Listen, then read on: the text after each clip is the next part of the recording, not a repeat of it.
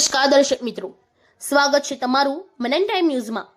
વડોદરા મહાનગરપાલિકાએ મિલકત વેરો નહીં ભરનાર સામે લાલાક કરી છે અને તેમની મિલકતોને સીલ કરવાનું શરૂ કર્યું છે।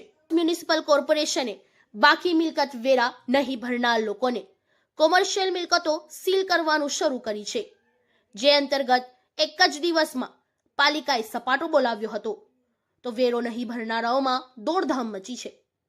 વડોદરા મ્યુનિસિપલ કોર્પોરેશન દ્વારા વર્ષ 2024-25ના બજેટમાં મિલકત વેરાની આવક 724 કરોડ થવાનો અંદાજ મૂક્યો છે, જે માટે એડવાન્સ વેરા મિલકત ધારકને 10% રિબેટ આપવાની યોજના પણ અમલમાં મૂકી છે, જેને લઈ અને ગ્રાહકોને લાભ લેતા વીએમસીને 200 કરોડની આવક થઈ હતી।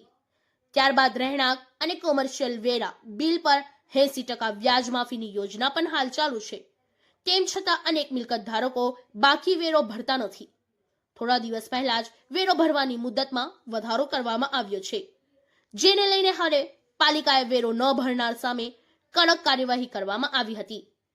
ત્યારે ઉત્તર ઝોનમાં સમાવિષ્ટ વોર્ડ નંબર 7 દ્વારા 2 દિવસમાં 25થી વધુ મિલકતો સીલ કરી હતી અને તમામ લોકોને વેરો ભરવાની સૂચનાઓ આપવામાં આવી હતી।